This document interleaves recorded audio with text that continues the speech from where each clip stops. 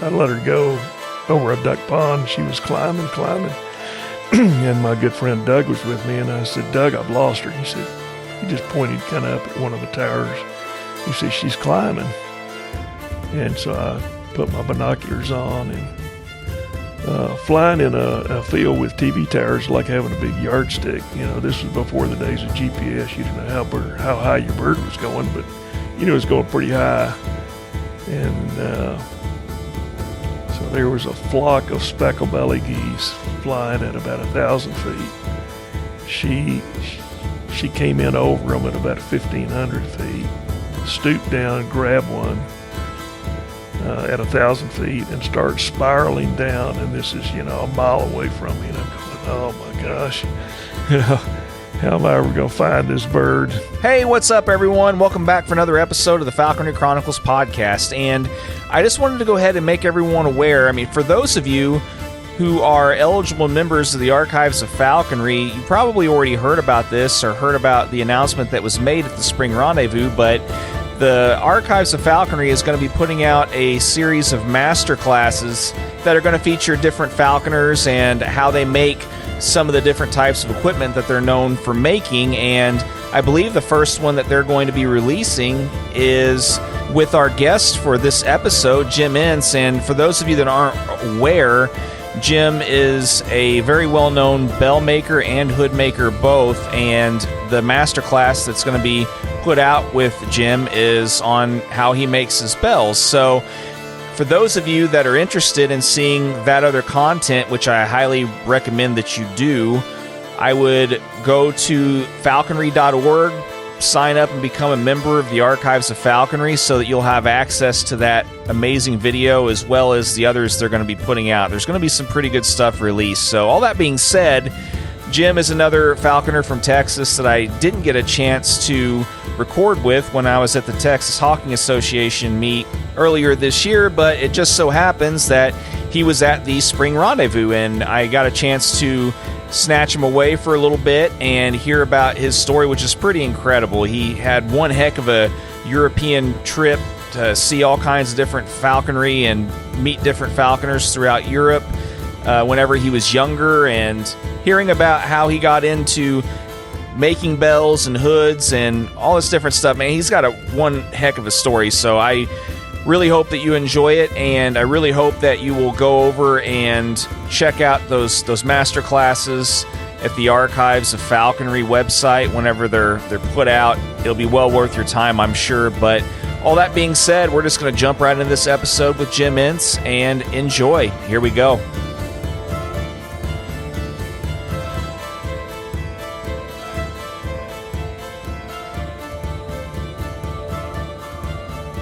You got here Tuesday, you said, right? I got here Tuesday. Yeah. And so you said that you went and got a chance to check out the Morley Snake River Birds of Prey area and stuff, right, the conservation area and everything. So what'd you think about that? That's pretty amazing. I, of course, read Bruce's books and stuff, and I know it's the highest concentration of prairie falcons anywhere, even though we didn't see any, but... not a one? No, not a one. Yeah, I think... He said they're on eggs right now. So. Yeah, well, that makes sense. Yeah, I think we saw a Phrygianus hawk and a few ravens, and but it was a beautiful day, and so it was time well spent. Well, and it's a beautiful area, too. So if it's a beautiful day, beautiful area, and hey... Beautiful green grass growing. And, yeah, and if you got to at least see a farug, too, that's something that not a lot of people get a chance to see very often either, so... Yeah, it's so as far as you said that was the first time you've been out there? I think, yeah, I've been up here to the archives many times, and but I just never been out there. Yeah. It's not exactly local. Like, it's local, but it's kind of a little out of the way. Yeah, it was a little drive out there. It's about an hour, if I remember right. Because just for context for those who are listening, we're just kind of more or less getting acquainted after going to another function here at the Archives Spring Rendezvous, and Yeah, we're talking about going out to the Snake River area, like the Morley conservation area, birds of prey area and stuff out here. And also for context, I worked out here, I don't know, in Boise about almost exactly 2 years ago now for about 3 months on a healthcare contract. And Bruce was nice enough to take me out and show me the area out there as well. And what I was surprised about was just how, kind of open and the area was and stuff. But then like all of a sudden you just see this big ravine and it's Right. like, did he take you down? Like He did. He took us down. We went to the overlook first, and then we drove down to the river. Mm-hmm. And just couldn't have been a nicer day. Yeah. And did you see any like ospreys or anything else? Where any of those? Yeah, we nesting saw on a couple of osprey nests, and they were on the nest. Yeah. So it's pretty common. Ospreys are everywhere. Pretty much. Pretty Yeah. much. Yeah, they're becoming just as I don't know, like you can't go by a body of water anymore without seeing a bunch of ospreys and bald eagles and anything else anymore. Even in the middle of Houston, there along the bayous. We don't have rivers going through Houston, but we have bayous, and there are always ospreys here. Mm-hmm. Yeah. If there's water and fish, they're there. Pretty much. So, how many times have you been up to the rendezvous then? Several. I mean, I came for the delisting of the Peregrine. I don't remember exactly when that was, 97 or something. And then I've been here the last 2 years. Okay. But I got a lot of friends here. So I know almost, I know all these are my friends from a long time. Yeah. Yeah, there's a lot of the older gen, falconers that always come to this each year, it seems Right. like. But I mean, for those of you who haven't had a chance to make it out, though, if you ever get a chance, I highly recommend it. The archives have a lot of really neat stuff, and a lot of neat stuff that you wouldn't think that they would have, but they do. But I mean, as far as all the times that you've been out here, I mean, you've seen kind of the progression and the expansion of it a little bit and all that kind of stuff. I mean, what aspect of the archives, like what part of the collection is the neatest to you as far as what they have? Well, I've always been a big hood maker. And, from the time I started falconry, I was enamored with hoods. And so I've always been a real avid hood maker, and then I got into making bells years ago, and so I enjoy looking at that. But probably more so the hoods. Like I said, I'm just, for whatever reason, it's what I do as my hobby. And so I'm particularly interested in the Mullen hoods I've been doing it so long, I kind of have known all the big hood makers over the years, and so it's just interesting to me to see all that stuff. Yeah, and I don't know, you probably don't know this about me also, but I have a hood fetish. I am a big fan of hoods, and Me too. I have a lot of them as well. You probably don't have as many as I do. Probably not. But I think you need to, as all the guys that make hoods, though. I mean, that I talk to, I think that it's you're another person that could probably help alleviate that to some degree, at least close the gap a little bit. Right. I mean, I know that you've probably got way more than I do, but Well, I'm not a professional. I knew that from day one I never wanted to be a professional hood maker or a bell maker. I'm a mechanical engineer by degree, and I always knew that I wanted to keep that separate because over the years I saw too many people burn out, and I enjoy it too much. So and I like just making hoods or bells and giving them away, and then people owe me. Yeah, So it's just something I like to do, and it's a gift that most people can't buy them from me, and so it kind of makes it a little more special. yeah, especially whenever it's come time to ask for those favors in return. Exactly. Right? Exactly. That's yeah, hilarious. I gave Bruce 2 hoods on this trip, so he owed me that trip to the canyon. Fair enough. He probably still got the better end of the deal after it's all said and done. He called me before we came up here, and he said, I've got a good friend that owns a winery, and he's giving me a lot of wine, and I really want him to have one of your hoods. So I made that, and then he called me later, and he says, I really want one of your Tearsal hoods. I said, okay. So not that I haven't made him hoods over the years. Mm-hmm. So yeah. I and you mentioned something too that's kind of a very common theme, and all the guys that I've taught. I've had the fortunate opportunity to talk to several guys that are hood makers now, and that is one thing that is always something that comes up is the burnout aspect, and a lot of the guys that do it not necessarily for a living, but as like even a side business, they always say the same thing. Same thing. They burn out. Yeah, exactly. And they have to take gaps of time off, like for themselves and everything. And yeah, I did it. Pretty much. I started falconry when I was 14, I guess, and I did it constantly for a lot of years. And then I did kind of get burned out, and that's when I started making bells. So I kind of took a break from hoods for about 15 years, and then I got back into it. Well, and yeah, I mean, 15 years is a nice break. It took me that long to make the bell dies. Yeah, I don't know anything about any of that, and I just. Well, it's one of those things that if you knew what you were getting into when you got into it, you probably never do it. Yeah, and most people don't have the resources to get into it. Yeah, and I worked in a manufacturing plant, had access to a machine shop, so yeah, worked for me.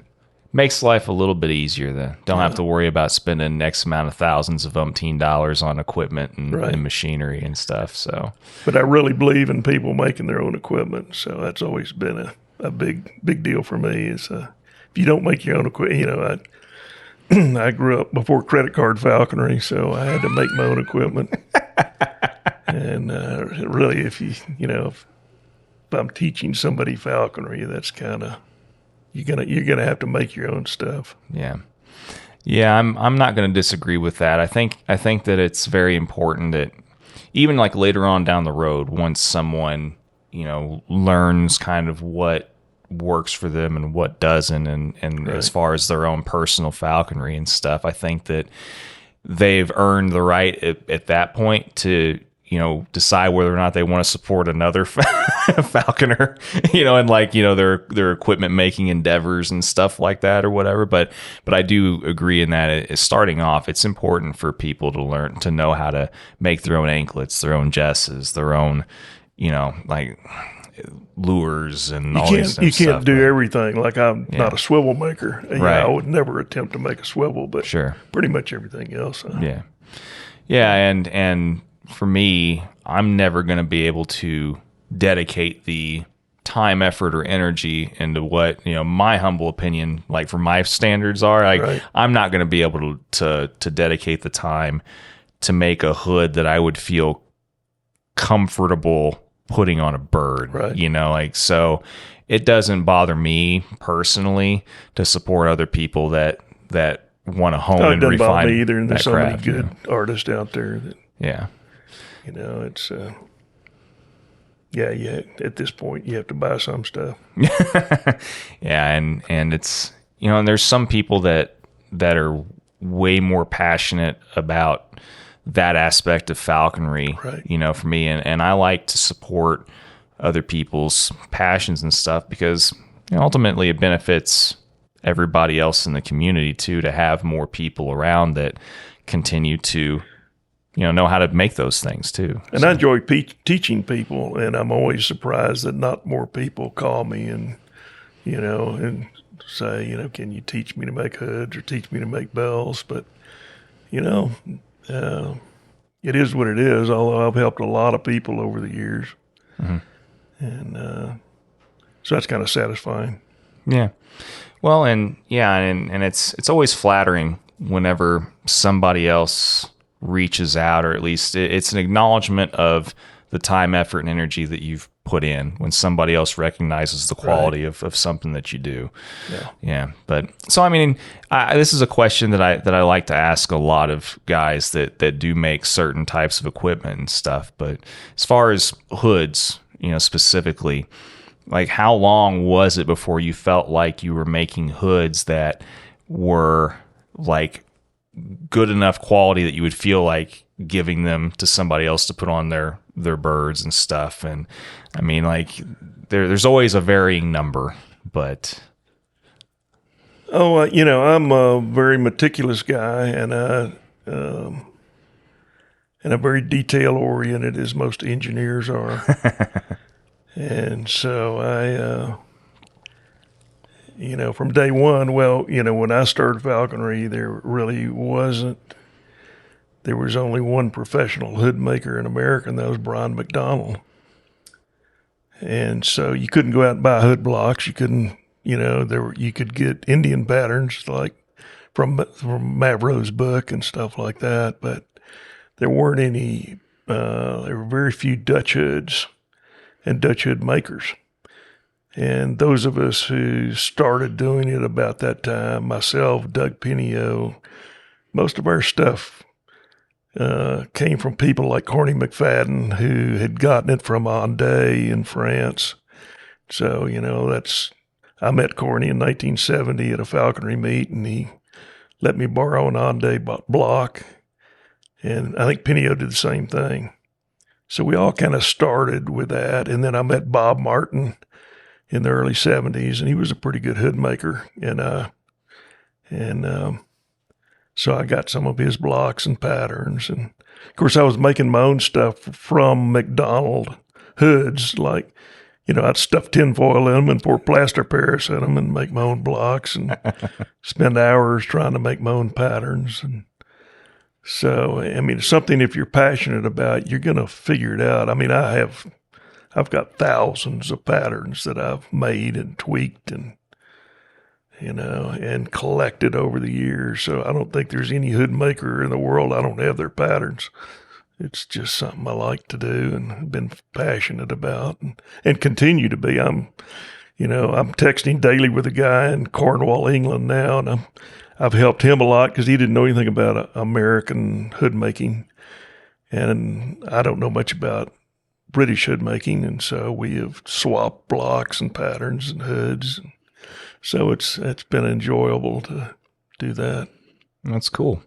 Yeah, I know. Like there's other guys that I've talked to that have been like, well, it felt like it took them. Like the most common number I hear is somewhere in the neighborhood of like 40 to 60 hoods, before they felt like they were really able to make anything that they really felt comfortable either trying to sell or give to other people to use or whatever. So, and again, most people, or at least me, back in the 60s, it was mostly Mavrogato patterns out of his book. So they were Indian hoods. I used a lot of those on my birds, my peregrines and stuff. And even the British guys, they did as well. There were a few British hood makers, but they didn't fit very well.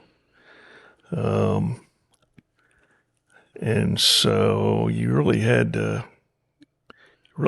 do it yourself or befriend somebody and that would help you. And so, but I'm still learning. Yeah. I'm still tweaking my stuff and learning new stuff, and everybody has their own way of doing it. And I'm no different. It's kind of who you imprinted on, and I imprinted on Brian McDonald. Because again, he was really the only professional hood maker in America at the time. So everybody's buying McDonald hoods. And I thought I would, he lived in Virginia and I lived in Texas, and so he was kind of my idol. Never thought I'd meet the guy. And lo and behold, he eventually moved to Houston because his daughter lives there. So it's a small world. Small world. Yeah. And I've ended up with all his stuff now. Yeah. So, nice little fringe benefit there of that relationship. That's and cool. He never gave or sold blocks to anybody except me. Because he was a professional. It was his livelihood. It was what he what he did it was his retirement money, really. So he was very guarded about what he did, but I just happened to know his closest friend, and we got to be friends, and so that's how things happen. Well, you know what they say, as the old saying goes, there's be careful about meeting your idols and stuff. Yeah.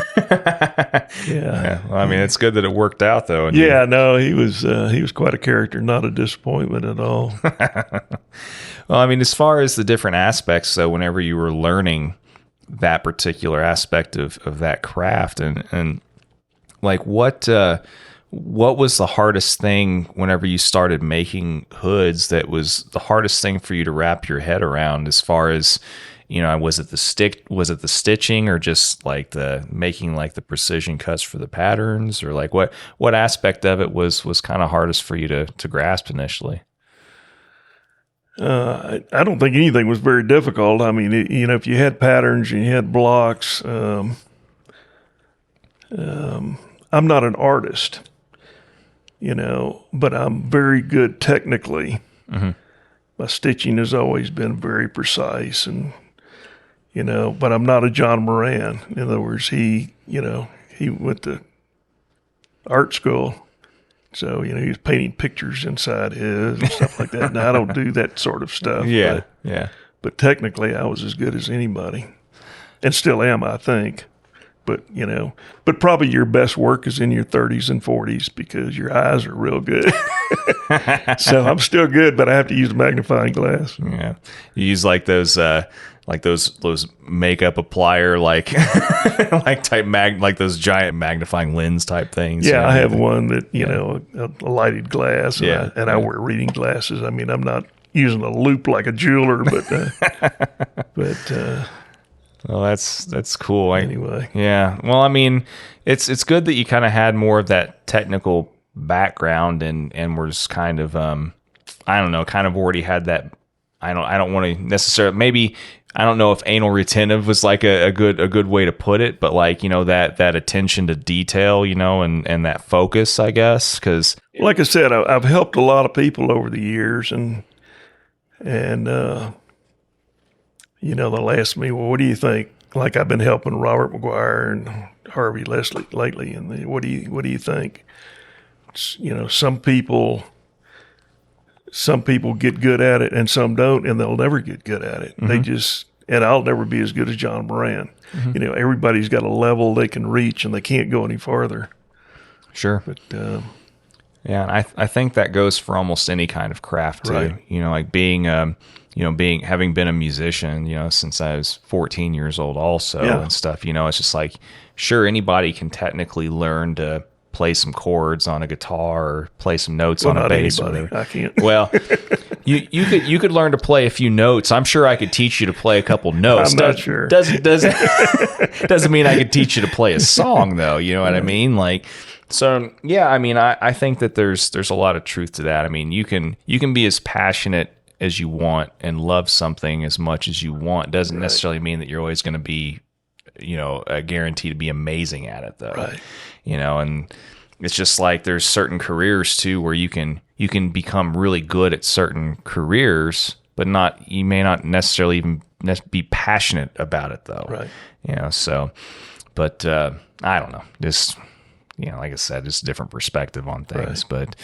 But for those that are able to become, really amazing at their passions, I mean, that's that much better for them, I guess. The more you practice, the better you get. So practice makes perfect for sure.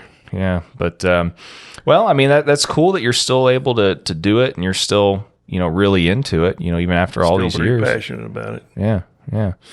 So, I mean, I really haven't had a chance to talk to very many. I think there's only been a couple of guys that I've talked to that have made bells though. How was that process for you when you started to learn? Well, I never thought much about it. Again, when I was growing up, there was only one bell maker, and that was Pete Esborno. And he supplied bells for almost, unless they were Pakistani bells you were getting from Muhammad Din, he was really the only American bell maker. And so everybody sort of, bought his bells. And then I can't remember what year a guy named Steve Little started making bells, and they were pretty, Pete finally just, he died making bells because he was experimenting with different crazy metals like beryllium, and they think the fumes finally killed him. Jeez. But he was, he made a lot of bells for the whole falconry community in America. I think I became interested. I was hawking with Kent Carney back in the maybe 90s. We were hawking prairie chickens in New Mexico, and we were camping out, and Carney and Weaver had Airstream trailers they were staying in while I was in a tent. But we'd go to Carney's trailer at night, and he opened up a coffee can full of bells, and they were made by a German named George Richter, who had died in the 50s, but he was a silversmith, I believe, and his bells were like nothing I'd ever seen. They were beautiful. They were lightweight. They were just spectacular bells, and Carney, kind of saw my eyes light up, and anyway, that was my first exposure. I was born in 1947, and Richter died in the 1950s, so I didn't have an opportunity to have any of his bells, but Carney did. And, I became a good friend of his when he started the archives, and, we talked about it a lot. And, the purpose, one of the purpose of the archives is to have things there for falconers to use. And he was kind enough to loan me a whole set of Richter bells to copy. And this was kind of my interest. I never really thought too much about it, but Pete Jenny is one of my best friends. And Pete was, when he was vice president of the Falconry Fund, he was coming to Houston because he was the main money raiser. There's a lot of money in Houston, so he would come, and just one day he says, you've got the ability and the machine shop. He said, you really need to make Richter bells. And I'm going, oh, okay, I'll give it a try. And that's when, I called Carney, and he says, yeah, I'll send you a whole set. And so he did, and I kept them for about a year and took all the measurements. It was quite a learning curve for me because I didn't really understand a few things about how they were made, but particularly how lightweight they were. And I didn't have any to cut apart. And so I finally, I was calling up people and asking for help. A guy named Vic Hardiswick that used to work at the Falconry Fund had attempted to make Richter bells, but he didn't get very far. He had an uncle that was a tool and die maker, and he'd made some tooling. And Vic said, I'll just box it all up and ship it to you. And he did. And he sent me the material that he was using, which was nickel, which is German silver. There's really no silver in German silver. It's nickel, but it's still 60-something% copper. It's got some nickel in it, which makes it ring well. And I made a few bells from the material he sent me, and they were so high-pitched you couldn't hardly hear them. And I'm going, I'm doing something wrong here. I had the sizes down and everything else. So I called Pete, and I said, something didn't work. And he said, hang on a minute. He said, I'm going to call Bob Berry. And he's got a lot of Richter bells, old crack ones. He said, he'll send you some. And he did.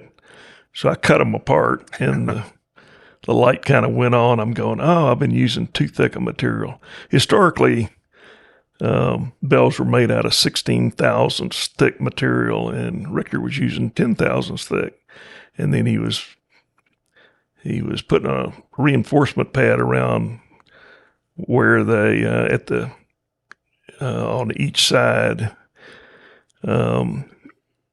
where they crack. They always crack at the hinge, and he was doubling the amount of material right there where the bells crack, and that made them last just as long as a heavy bell.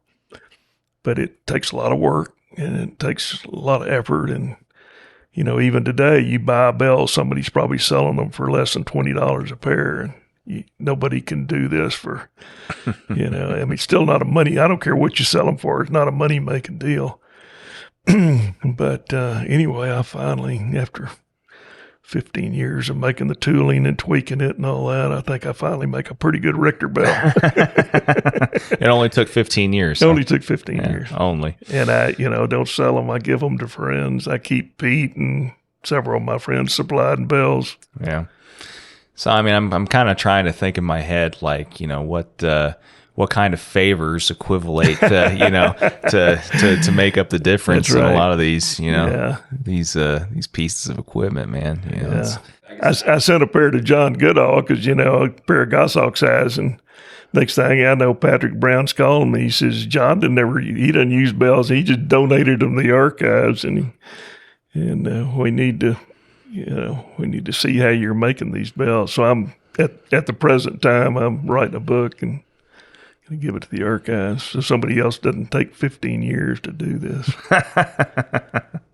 Well, yeah, I mean, that's, if you want to spread the knowledge, and ideally, if somebody doesn't pass the knowledge down. If somebody doesn't pass the knowledge on, it's not going to, and a lot of people don't use bells now, but I think I still use one bell and one transmitter, and a lot of my old friends still do because we grew up doing it, and it's just very reassuring to be able to not look up and you can hear that bird up there.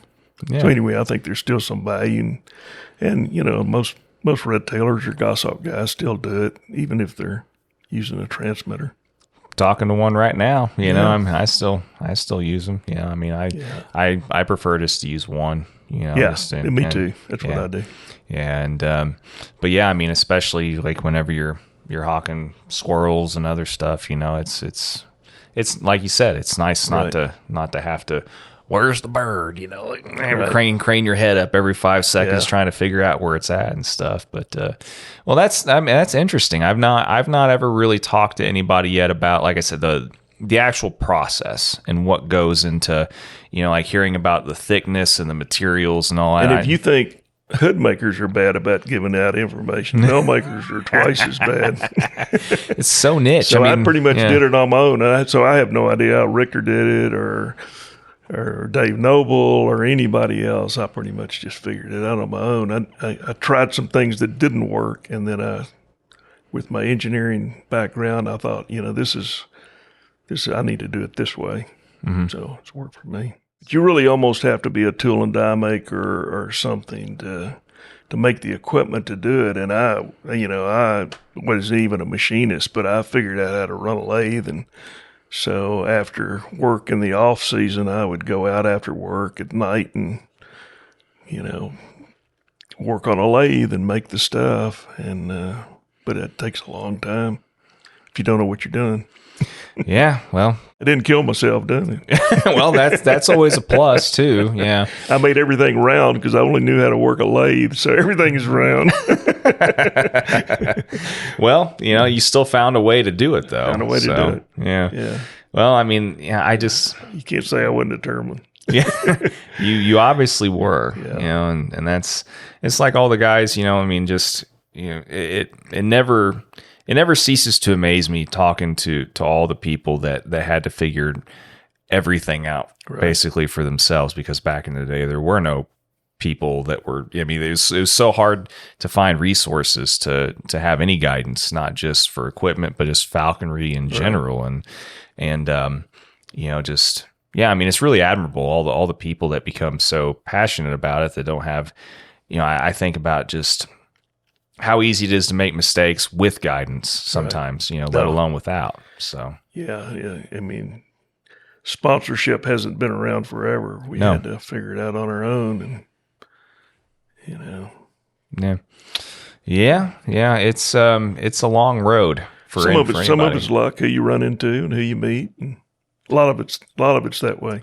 Yeah, and not only just meeting people, but like the right people, to show you certain things, and which once again, it's everybody just wants to find a sponsor, but it's like what I tell people, it's like you need to be focused on finding the right sponsor, for you, the one, and a lot of people I think don't think about that initially too. It's personalities need to mesh.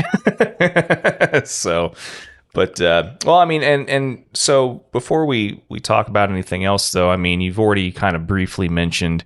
You said you were 14-ish, right? I was 14. I think I was born in 47, and I started falconry in 1962. Mm-hmm. And what was your kind of like, on switch or that trigger moment that kind of made you really want to pursue it? I had a lot of hobbies before then, from stamp collecting to whatever. I had a great family life, but Houston wasn't that big then. It was we didn't lock our doors. It was sort of a very safe small town, and our house was next to a park. And so we pretty much just roamed freely, and had to be home at 6 o'clock for dinner. But other than that, we were out playing, and I was trapping birds and shooting birds with a BB gun and just all the things kids should be doing. And one day I went over to a friend's house. So I was in junior high, I guess, and he had a kestrel and a screech owl.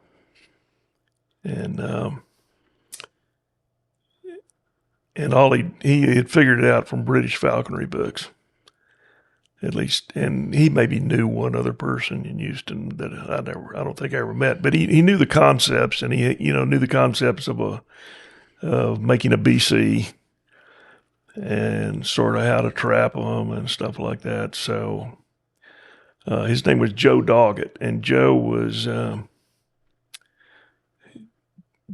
and I did it all through high school, and then he got out of it. He ended up being a sports writer for the biggest newspaper in Houston. And he was a great sports writer and had real high ethics. And we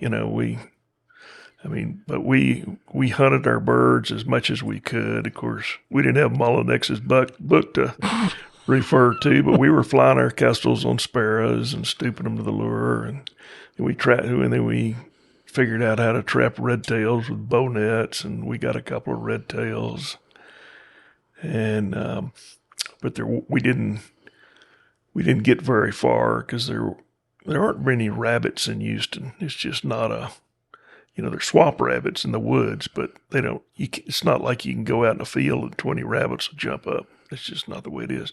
And I don't think we were advanced enough to really do that. I mean, we're keeping our birds on screen perches and stuff like that. But so I was hooked on it by that time. By the time I was 16, I was well hooked on falconry. And I kept my birds at a friend's house, and I was walking my red tail down the street one day, just manning it. And this car comes screeching to a halt, and this woman jumps out. And she said, my nephew's a big falconer, and I'm sure he would love to meet you. And just happened to be Granger Hunt's aunt. If you don't know Granger, he's the chief scientist at the Falconry Fund. And he grew up in Houston. He didn't live there at the time. He was working on his master's on tundra peregrines at the time. He lived out in Alpine, far west Texas, but his parents lived there, so he was in town some. And he called me when he came into town, and we met. He drove this big green Volkswagen van, and when we met at a mall one night, and I opened the passenger side door and hopped in, and he reached over with his left hand and shook my hand and was talking about falcons and, kind of British sort of words. And, I'd already made a scrapbook that I'd, cut pictures out of library books, and, he was pretty impressed with that. And Granger just happened to be probably the best falconer in America at the time. He was flying tundra birds, and he had one called Rose, and he probably caught 150 ducks with that bird, which in the late 50s, early 60s was really something. Sure. Because the guys on the East Coast, they didn't have anything to fly. Mm-hmm. but Texas was pretty good. Probably California was pretty good. So after meeting Granger, I went around shaking people's hands left-handed for a while. I thought that was a falconry thing. It turned out he'd been bit by a Massasauga rattlesnake on his right hand. And, he didn't use that hand very much. So, yeah. But anyway, we got to be really good friends very, very quickly. And, I could have run into 1,000 falconers and it would not have been as good as Granger Hunt. He's still one of my closest friends today and lives in California. But he was just a superb falconer. And at the time, he was flying a Barbary tiercel, the first one in the country that Jack Mavrocordato trapped in the Sudan and had given to Colonel Meredith. Colonel Meredith, who, father of American falconry, and Meredith had given it to Granger. So we were going out and flying that bird. It was just a spectacular. Like I said, as far as I know, he was a passage Barbary, his first one in the country. And so we had a lot of fun doing that. And he took me beach trapping the first time I ever went. Of course, we got stuck about 100 yards down the beach because I was driving, but he wanted to take my car because he'd already sunk 2 cars chasing falcons down the beach. And so, we got soaking wet. And driving home, we stopped at a laundromat and took off all our clothes and put them in the dryer and hid behind the dryers with people coming and going. And then, so we kind of bonded on that. That's hilarious. So anyway, I was introduced. I had flown, again, a couple of kestrels. I'd flown a red tail. Somebody turned a goshawk, a European goshawk, into the zoo, and I just happened to have a friend that ran the birds at the zoo, and he gave it to me. So and I flew it. I flew it for a few months in the late summer, caught some meadowlarks and things with it, and then I lost it. But I was fixing at that time. I was fixing to go to college, and I had an appointment to the Naval Academy. And so I had my bags packed to go to Annapolis, and I went down to the beach with some friends to just goof off and play sandlot football and stuff. And I stepped on something and cut all the tendons in the bottom of my foot. And that sort of changed my life. I spent all summer in the hospital, and if I'd gone to the Naval Academy, I'm sure my falconry would have come to a big end. But it didn't, and so I ended up. My father happened to be on the board of directors at Texas Tech in Lubbock.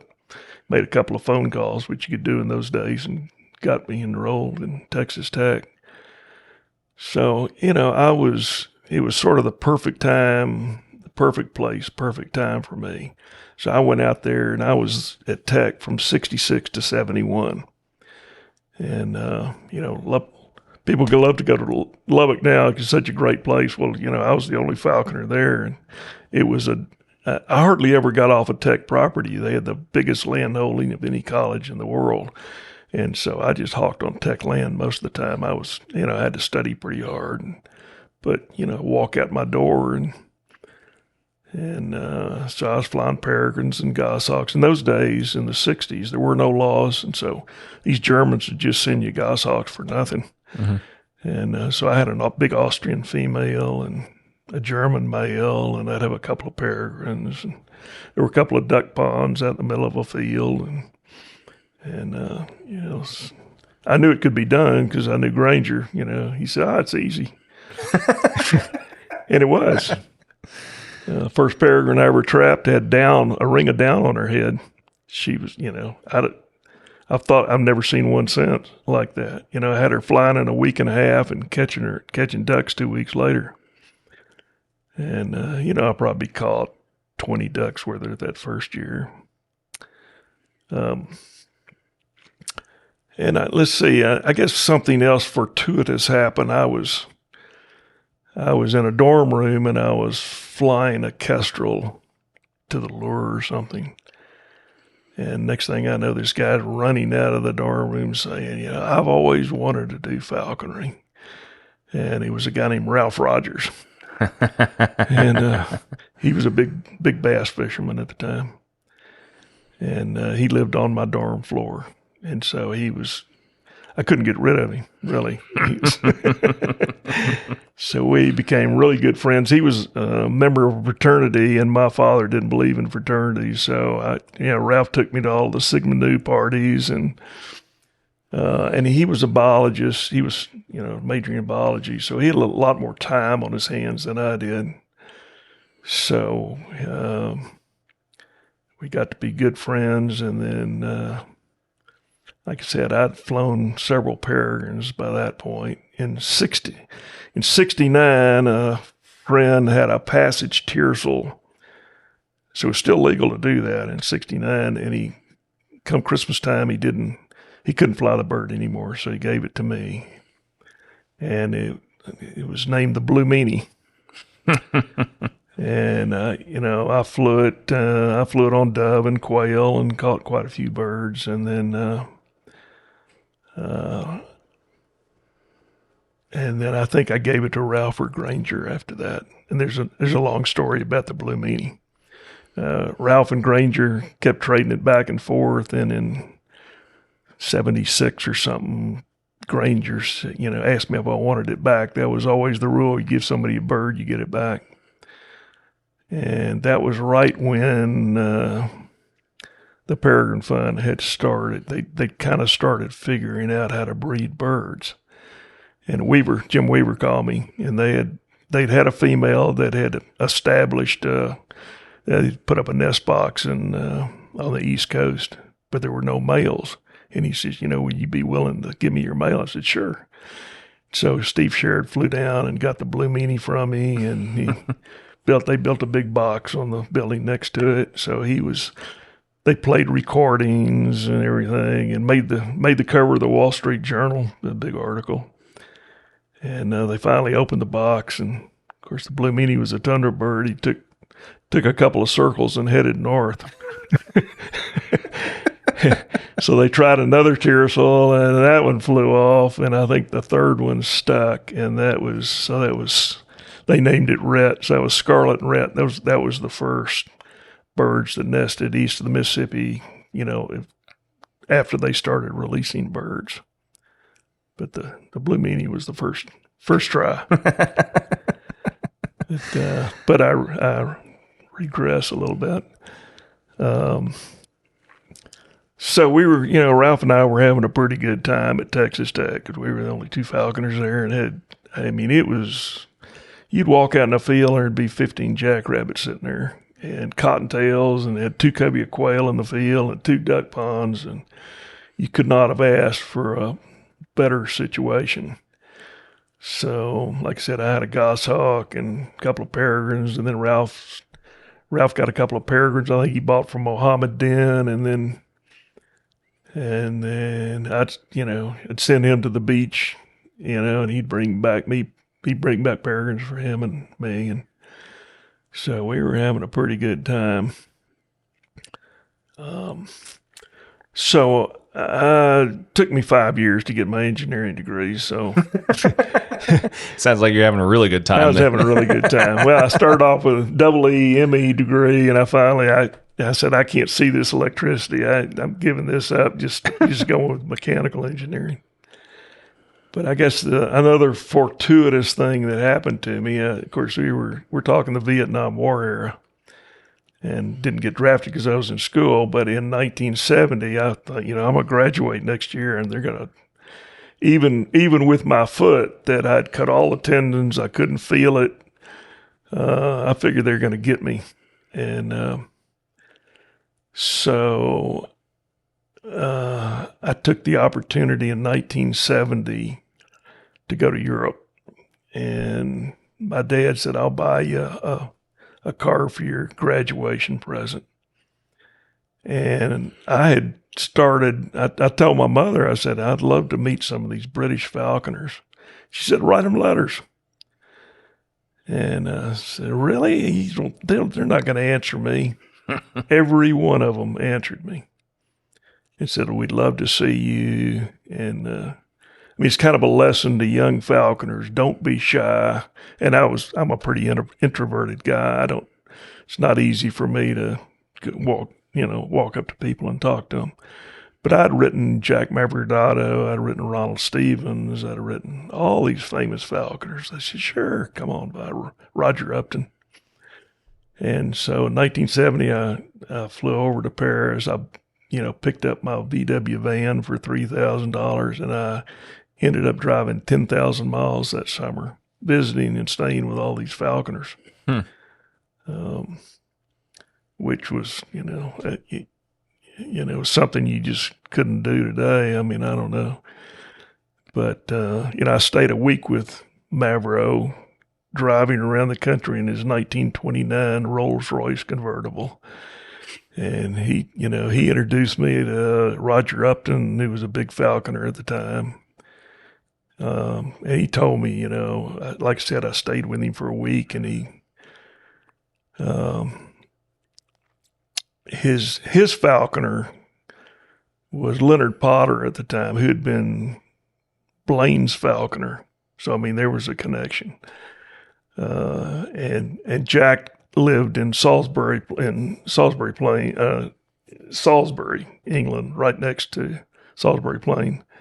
And he had bought the house next to where Blaine used to live. So, I mean, there was a lot of history there. And like I said, we would drive around each day, and he'd introduce me to different falconers. Like Roger Upton, he says, he said, Roger's got too many hawks, but he gives out the permit so he can do that. Stephen Frank at the time, got to meet him, and he was the grouse hawker of the century, red grouse. And I had contact with my German friends who'd been sending me goshawks. So I had quite a few connections. But it was really a wonderful summer meeting all these legendary British falconers. And, like I said, to this day, I keep thinking I'm going to write an article and tell people don't be shy about writing people and tell them you want to meet them, because they're probably glad to do it. And I still appreciate all that. Mm. And so, and you get over there and you'd meet one. When I went to Ronald Stevens' house, I didn't stay with him, but he had me for lunch, and he introduced me to John Morris and Alec Finn, who were really good falconers at the time. Morris ended up being Sir John Morris. They had hair down to the back of they were in a band, and so I stayed with them for a couple of days. And John was flying a Tundra Falcon. I don't know where he got it at the time. And Alex was flying a Saker Falcon. And he ended up giving that. I think Kent Carney gave him the bird or something. Carney had some connection there, and I can't remember what it was, but Alec ended up giving the bird to Ronald Stevens, and that ended up being the mother of the first hybrid. That he put it in with a peregrine tiercel, and they bred in the early 70s, and that was the first hybrid. So I've got movies of that Saker flying and everything. So that was pretty neat. With my German friend, I connected with him, and he said, I got lots of friends in Hungary. Hungary was a communist country at the time. And so we took my Volkswagen, and we drove it into Hungary, and those guys wanted blue jeans and motorcycle parts. That's kind of what he took in for them, and we brought out goshawks and Saker falcons, and I probably should still be in jail for that. But, when we went through the border, they checked under the car, and fortunately didn't check in the car. But I mean, I didn't know any better. I was 21 years old, and it wasn't illegal, but I'm sure we would have been arrested. But But anyway, it was a magical summer, magical trip, and I stayed lifelong friends with a lot. Mavro came over and stayed with me for a while in mid-70s. And anyways, and Roger I kept up with. So I've got pictures of Mark Upton when he was a little kid sitting in the yard that I sent him a couple of years ago. He says, we had people come visit all the time, but nobody took pictures. He said, I really appreciate that. That's cool. So it sounds incredible. Yeah, it was an incredible deal. So I came back that summer and got out in 71 and moved back to Houston because there weren't any engineering jobs in Lubbock, Texas. I probably would have stayed there forever, but I had to get a job. So went back to Houston.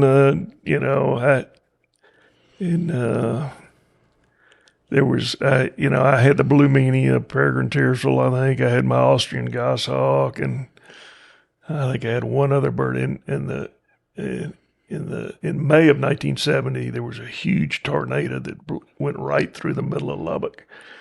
And it picked my car up, spun it around with me in it, and missed my house by one block with all my birds in it. Jeez. And but anyway, I survived that and moved back to Houston. In those days, of course, we didn't know what you could and couldn't breed. Early 70s, they protected everything. And I think 1970, I think the Migratory Bird Treaty Act with U.S., Mexico, Russia, and whatever. And so, we were sort of out of luck.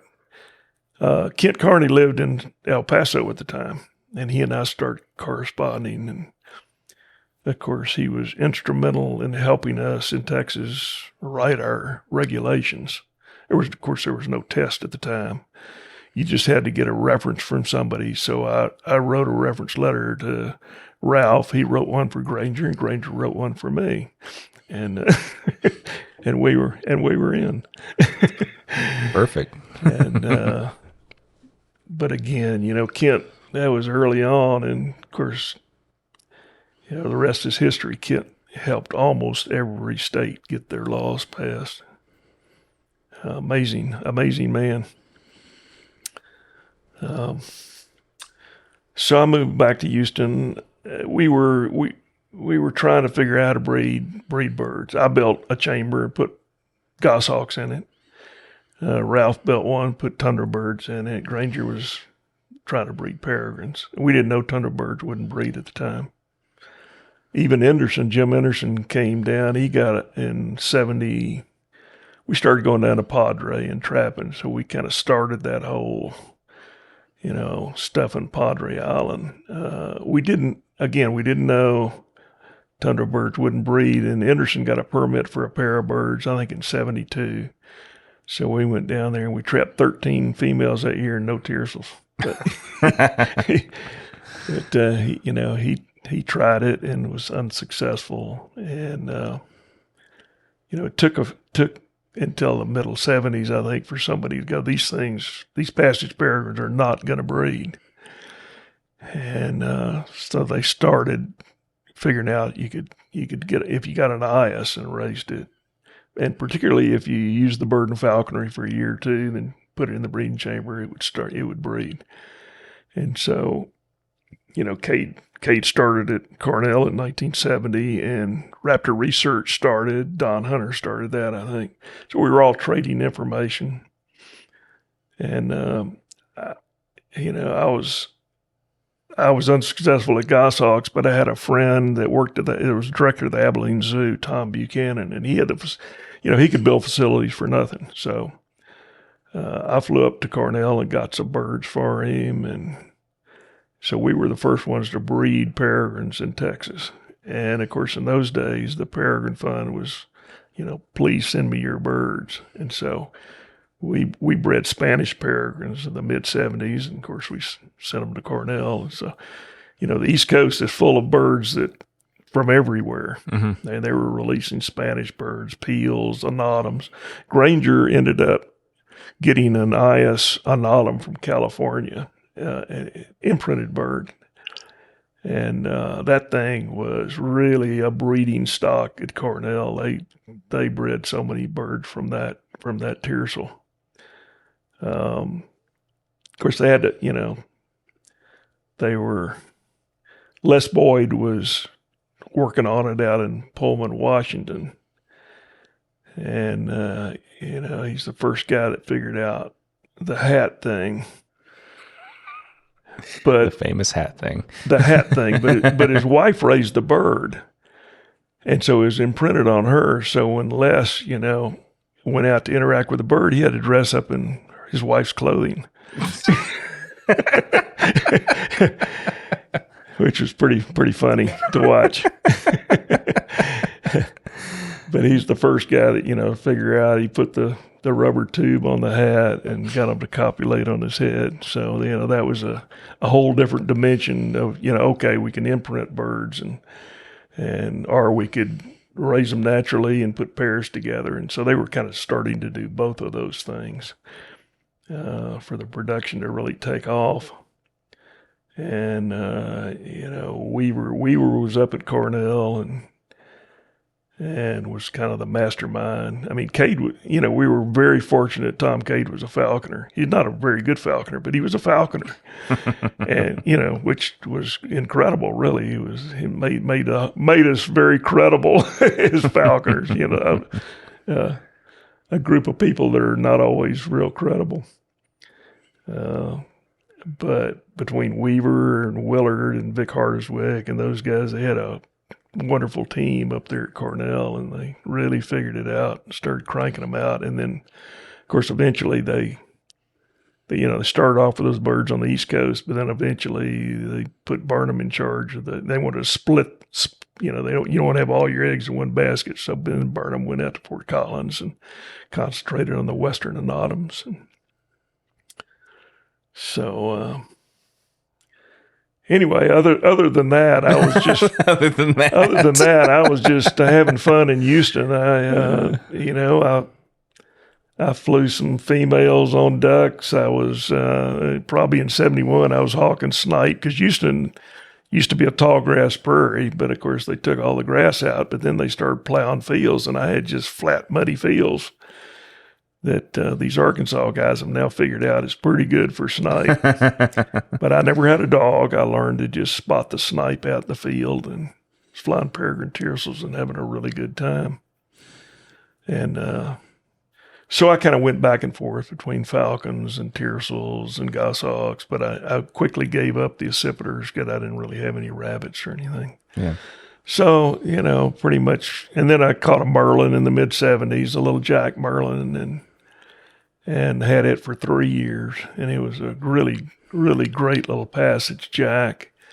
And I caught a lot of game with it, but it couldn't hold on to it. It could catch anything, but, I was flying it out of the car window at cowbirds and doves and things, and it could, it'd catch them and grab them about halfway down, it'd lose them. So that was, I let the thing go after 3 years and kind of fell in love with merlins, but never flew another Jack. I have stuck with females since then, and kind of figured out how to catch them. They, in those days, the only merlins on the Texas coast that were caught were an incidental catch on a pigeon harness. So that's a pretty big thing to be catching a merlin on. But and I knew everyone that had ever been caught. There were about 5 of them that people had caught on pigeons, but nobody was flying them. And so I finally figured out, and I would carry ringneck doves down the beach every year and try to trap, but figured out that was not good. So I finally figured out how to do it with mist nets behind the beach. And I still do. I take my lawnmower down and mow a place in the salt grass and set up my blind and my nets, and usually can catch 2 or 3 in a weekend. So so off and on, I've flown a lot of merlins, and they're all columbarius. We don't get Richardsons, we don't get black merlins. We just get columbarius there in Texas. But it takes a lot of effort. And it took me years to figure out the right net system and stuff like that. And, You know, a lot of people, I want to fly Merlin. So, well, you got to put out the effort. And nobody seemed to want to do that back in those days. It was, you know, took a lot of work. But so I flew. So the other fortunate thing is that I knew Ralph. Ralph stayed in Lubbock after we graduated, and he and his wife Missy taught school there. And it didn't take him long to move to Montana in the mid-'70s. And so he started breeding birds. Somewhere in there, I met Pete Jenny at a falconry meet. He and I got to be really good friends. And so I've never bought a bird. My friends have given me birds over the years. I've been very fortunate. So that's what bells and hoods cost. Yeah, that's what hoods and bells are for. Now we're getting to the root of it. So I've flown a lot of different, Ralph was breeding Cassinis. Pete was breeding Macropas and Anatums. And so I got a chance to try all that stuff. Some worked, some didn't. I finally figured out that tundra birds and Anatums were kind of my thing. Cassinis come from cold weather, and Ralph would send me one that wouldn't fly at all because they're just too cold. And Houston summers are really hot. So I didn't fly too many ices unless Ralph had started it or Pete had started it, and then would give it to me when it cooled off. And then, I'd fly the bird for a year or two and give it back to him for breeding. And it worked, dude. Great system. I loved it. Sounds like it. Yeah. Well, it's too bad you didn't do very much with your life. No. Yeah. But Houston was a good place in those days. I mean, I worked south of town, and there was one particular field, and it's still there, where all the TV towers are. They're 1,500 to 2,000 foot TV towers. And they don't build houses underneath the TV towers. And there were 3 or 4 duck ponds out there. And just a huge variety of birds. I mean, the birds leave up here in the winter and they go to Texas. And so I just had this incredible supply of small birds in my fields. And it was perfect. I mean, it was just absolutely paradise for many, many, many, many years until they took the cattle off. And, as long as the cattle were on there and had it overgrazed, it was absolutely perfect. Finally lost my duck ponds in the late 90s probably. And I think last female I flew, Pete Jenny sent me, it was half Macropas, half Anatum. And I caught 4 ducks that season. I've called Pete up. I said, I got to give you this bird back. I've never caught 4th of anything in my life. I had a real job, 8 to 5 job, but I could get off at 5 o'clock. It was 10 minutes out to my flying field. So I was catching 40 or 50 head of game a year, and I was real happy with that. I was never 100. I catch one thing and I go home. Mm-hmm. Pretty much, but it was good falconry for a long, long time. That's awesome. So I was very fortunate there. But once my duck ponds dried up, I just pretty much stuck with tiercel peregrines and Merlins. I'm pretty happy with that. I was going to say, there's absolutely nothing wrong with that either. Nothing wrong with any of that. No. And probably the best tiercel I got from Ralph. It was he built a hack tower in Montana, and he said, come on up. I'm releasing some Anatums, we can catch one of those. And we sat in the blind for a while, and he went off to get a hamburger. He came back, and I had a tiercel. He says, where the heck did that thing come from? It was half Cassini, half Anatum that had been out at hack for 5 weeks. Just happened to come back into the bow net. Hey. And I had that bird for almost 10 years. And it flew like a passenger bird, pretty much. And it was a great bird till it hit a fence. And that happens. Yeah, it does. But between Ralph and Pete Jenny, they kind of kept me supplying birds for most of my falconry career. Sounds like it. Well, that's cool. That's quite a history. That's quite a life. And I'm a guy that flies my birds every day. I don't, it scares Mullinex to death because he's his micromanager of weight. I'm going to fly my bird every day, and and I don't have never had much time. I would have to get my bird. I'd leave work at 5:00, get the bird in the air by 5:20. Got dark at 5:45. And if I caught something, then I'd weigh the bird.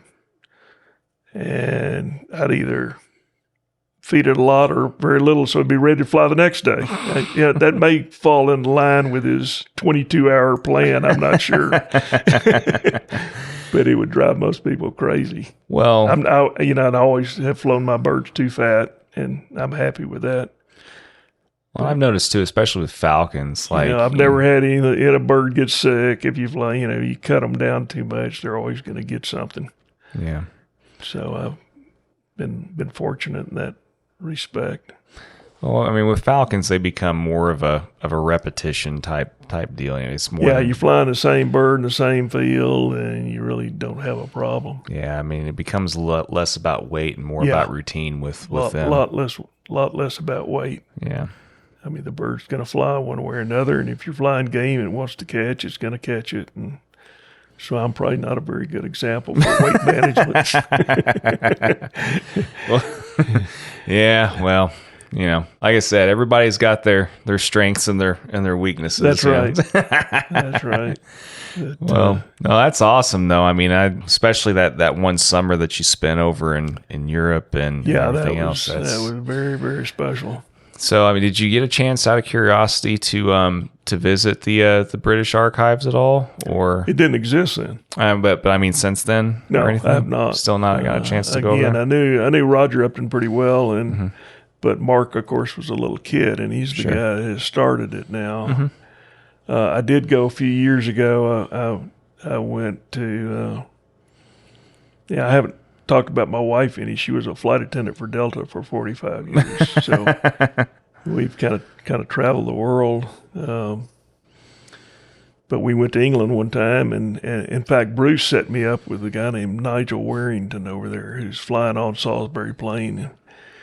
And so we were there in August or something. He just didn't happen to have a Merlin or anything flying, but he took me back over to Roger Upton's house. And unfortunately, Roger, by that time, had started getting dementia, and but got to see him for one last time. But when I was there in 1970s, it was, I was a little early for the grouse hawking. But he said, why don't you go up to my place in Scotland? He said, it's, where Stephen Frank goes, and where the property was owned by a guy named James Robertson Justice, who was a famous actor. That was, if you ever get a chance to read about him, he spoke 20 languages. He was a boxer. He was a this. He was a that. I mean, he was just an incredible guy. And so he owned this grouse moor, and they had, and that's where, where Roger, of course, was friends of a lot of people, including Queen Elizabeth and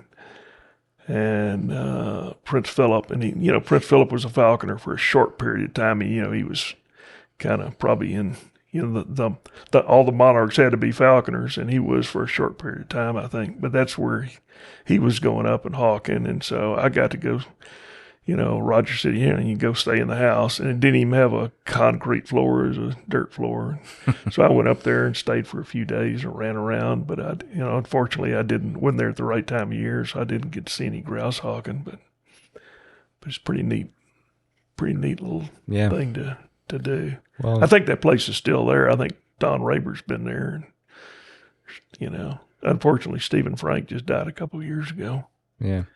Well, if you ever get a chance to go over and see the archives over there, it's a neat little place. Yeah, I mean, like I said, it's neat going and seeing all the history and kind of being around a lot of that stuff. It has this weird feeling of nostalgia, even though you've never been there before, that kind of thing. But I guess one of the other guys that was pretty influential in my falconry career, I've had a lot of them, but Ken Riddle grew up in Oklahoma, but he eventually in the 70s moved to Bastrop, Texas, which is outside Austin. And he ended up running the University of Texas Science Center there. And he did some pretty neat stuff. He got all of Jane Goodall's chimps when she ran out of money. So he built all the facilities there. But Ken is, one of the best falconers I know. Just one of those guys that had a sixth sense. And so anyway, we got to be friends, and we were going up into Oklahoma, hawking prairie chickens in those days, camping out and staying with Mike Brewer and different people. So, I got to do some pretty neat stuff at the time. And then, later in life, we were going out to New Mexico to hawk prairie chickens when I could. Didn't catch many, but you got a bird that's killing ducks mostly. It takes them a while to figure that out. Yeah. Ken has remained a really good friend. At some point he became really good at bumblefoot surgery. So famous that Sheikh Zayed in Abu Dhabi heard about him, flew him over there. I think he said, "I'll give you $3 million to build my facility." So he built the first facility in Abu Dhabi. And of course, I think he's there right now. He still goes over there. But 2 years ago, he got to invite 2 Americans. And so Ralph and I got to go over there and do the sand grouse hawking for a couple of weeks. Just incredible, really a lot of fun. Very cool. So, been very fortunate to have a lot of good friends. Sounds like it. Anyway, I've been very involved in the Peregrine Fund and the archives from day one. When Kent started the archives, of course, he was hitting everybody up for money, which he's real good at. But, I was trying to support the Peregrine Fund, trying to support the archives, and it's, you can't give everything to everybody. But they were both and are both great organizations that should be supported. And fortunately, the archives survived, because really the Peregrine Fund was most people's main focus in those days, because they were doing such great work. But Kit, has done an incredible job with the archives. And I'm glad to see it's to the point that it is. And it's a great, great resource. For sure. I still love going there. Today I was studying Mullen hoods. So, yeah, no, it's really exciting to see what a lot of what John and the crew there is doing right now. John's doing a great job. Digitizing everything. He's the perfect guy, the right guy at the right time, and has taken it to a whole nother level. Yeah. Yeah, eventually all these recordings are going to end up there and stuff too. Eventually, whenever I'm too old and decrepit and don't have the motivation to do this anymore, So it's I'm a big believer in the cause and stuff too. And like I said, it's been really nice to be able to make it out there a few times now and see the progression. It's pretty cool. Yeah, it's a good deal. Yeah. Hope it stays around for a long time. Me too. Well, before we wrap this up, I do want to, you've already told a lot of amazing stories and already given some good advice, but I do like to usually end these with getting, at least one good, most memorable, hunting story, which is always a nice challenge for guys such as it's a good challenge. People such as yourself have been doing it for such a long time and have such a wealth of falconry experience and stuff. But, if you can think of one favorite memory or of a hunting experience or whatever the case may be, go ahead and share that and, a piece of advice that you'd like to leave for people, and we can come close to wrapping this up. Oh, I think everybody's got favorite birds they've had. Sure. And I told you about the hack tiercel I call Gaucho that I had for 10 years. I only had one other bird for 10 years, and it was a passage annotum that I named Zulu. In fact, the hood's in the archives. The Zulu's hood is there. John said it's one of his favorite hoods. But it was an incredible bird. First thing she caught was a speckled-bellied goose. I was trying to flush some mallards. She came down and killed a goose. And then that was kind of west of Houston. Houston's got a lot of geese, ducks west of town. And then I went back to hawking around my TV towers, which is a kind of a whole other story, telemetry-wise.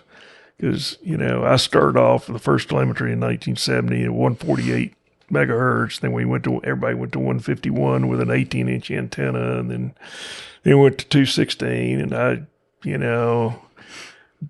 Luxander started it, and then Bagley got to making them, but he was sending all his friends transmitters to try. And, he sent me 216, and I was going, Robert, I said, I can see my bird, but I can't get anything on the receiver. It's too much interference next to those towers. If you have a channel 13, it's transmitting at 216 and just blowing the signal away. Yep. So he sent me 219. He said, let's try 219. So 219 still didn't work. So then we went to the Arab frequency 234, which was great. And it worked really good for me until the Arabs don't fly small falcons, so he quit making Merlin transmitters in 234. So I eventually went to 416, or 433. But anyway, in those days, this was early 80s. I went back to hawking under the towers and ended up catching a couple of more speckle bellies with Zulu. Probably one of the most memorable flights is I let her go over a duck pond. She was climbing, and my good friend Doug was with me, and I said, Doug, I've lost her. He said, he just pointed kind of up at one of the towers. He said, she's climbing. And so I put my binoculars on, and flying in a field with TV towers like having a big yardstick. This was before the days of GPS. You didn't know how high your bird was going, but it was going pretty high. And so there was a flock of speckle-bellied geese flying at about 1,000 feet. She came in over them at about 1,500 feet, stooped down, grabbed one at 1,000 feet, and started spiraling down. And this is, a mile away from me. And I'm going, oh my gosh, how am I ever going to find this bird? At about 800 feet, the goose broke free, and she comes back and lands on my fist. And Doug says, I think that's the best flight I've ever seen. No quarry, but it was an unbelievable, memorable flight. Some of the best flights we'll ever see are the ones that we don't catch anything. You don't catch anything. But she was one of these birds that loved anything that looked like a heron, and she would pretty consistently go up over 1,500, 2,000 feet. And she was a binder. But, if you're up that high, it takes the ducks a while to get off the water. So she would stoop straight down, level out, come up underneath them and grab them. There's no place for them to go. She caught the first prairie chicken she ever saw. I was up with Mark Waller in Oklahoma, and he had a hybrid, I think, at the time, and flushed a prairie chicken. She came down and caught it. He said, damn, he said, my bird's hit 150 and hadn't caught one yet. So I caught the first pheasant that I'd ever flown out there. I forgot to mention in 72 and 73, we started going out to Colorado to hawk pheasants, and that was quite a group of guys. It was Cade was going out there, Ralph, Jim Weaver, Tom Smiley, Ed Fitch was out there, and Bob was a farmer in the winter, and so he just had this little house that we stayed in and hawked pheasants all day. And that was, I'll tell you one more funny story. That one year we went, there was snow on the ground when we got there. We went around Thanksgiving, and we got there, and Granger and I drove up together in my Volkswagen. Ralph had already gone up a couple of weeks earlier. So Granger and I get there, and Jim Weaver's sleeping. We got there at night. Weaver's out in the yard under a tarp. And he said, man, this guy, there's a mountain man. This guy is tough. And so let's do that. So we get our sleeping bags out, and we throw them out in the yard, and of course we didn't know that Weaver had his dog in there and a tarp, and he had, he was nice and cozy. And about 2:00 in the morning, Granger and I got up and we were beating on Martin's door, going to let us in, and we're freezing to death. But that couple of years, and Frank Bond was he was a great photographer. He had a Hasselblad, and so we got some great pictures on 72 and 73 of Haxton. And Granger and I wrote a song, the Haxton Hawking Club. And but that was quite a group of guys that was out there, having a lot of fun. Sounds like a lot of really cool history, man. Yeah.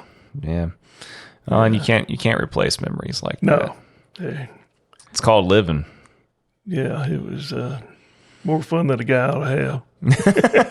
Well, hey, no, I mean I'm happy for you. I'm happy for anybody that's got to lead a life like that, right? For sure. I mean, that's what, in my humble opinion, it's what everybody needs to strive for. And I wish I would have valued experiences over material stuff like much sooner in life. I really wish I would have. I was fortunate to be able to have a full-time job and do that. Yeah. I just happened to live in the right place at the right time, but I don't know if I hadn't, I'm not sure. And, and going to Lubbock, school in Lubbock, and so it was a good progression for me. Not that many people. I really believe that I lived in the golden era of falconry. I mean, now we got all the birds in the world and nothing to fly them at. Yep. So it's kind of a bad situation. And I may be done with falconry. I'm having to drive too far, and there's no quarry. But I had a good run for 60 years. That's I mean, but everybody's having the same problem, and somehow we got to figure out how to not destroy the earth and get the game populations back if we can. Yeah. Well, I mean, and pretty soon too, your time is going to be really occupied making your new friend John some hoods and bells and stuff too. So we can make that happen. Yeah. Well, before we wrap it up, then go ahead and end on. You, like I said, you had some good advice earlier. In regards to telling young people not to be shy about that's approaching really, people and stuff. I think key, because if you don't ask for help and everybody's got sponsors now, but sometimes they're not good sponsors. Yeah. Well. And hey, it's a lot different now. That you got a lot more help on the internet. I mean, there was none of that back in the 60s. But it's I think it's easier to be a falconer now, but unfortunately the game is a lot harder to come by. Which in some ways makes it almost harder to be a falconer. Makes it a lot harder, I think. Yeah. Yeah. Well, like I said, Jim, it's been it's been fun. Yeah, it's been a nice conversation. Fun bringing back the memories. Yeah, no, it's great. And I've never had a Harris Hawk. You had to throw that in there, didn't you? Had to throw that in there. Yeah, one last dig at the Harris Hawk. One last thing. I just don't. I'd fly red tail before I'd fly Harris Hawk. Oh, jeez. No, you get along well with some of my friends. Yeah, I give a lot of people a hard time about that. Hey, Molodecks particularly. Yeah, well, of course. Yeah, no, it's It's and he's funny, a good though. friend. He would, he lives close enough where he would come over once a year. We'd hawk, and then we'd save all the game that we caught during the year. And he's a good cook, so we would pan fry everything. So we were eating snipe, rail, rabbit. Anything we caught was fair game to be cooked. So, well. Like I said, there's worse things in the world than having good friends that are good cooks too. He caught a few head of game with his Harris hawk. Yeah, a few. We won't talk about his kestrel exploits or anything. No. Nothing I special can't there. believe he's eating starlings now. Yeah, I've never been brave enough to try one. But no, me neither. Yeah, but well, let's like I said, let's go ahead and get back to the night's festivities and go hang out and. Well, thanks for the opportunity. No, thank you. Thanks for doing this on short notice, and I wish we could have done it sooner, but I'm glad that I ran into you here. Glad it worked out. Yeah, awesome. So hopefully we'll have a chance to hang out again some other time. So.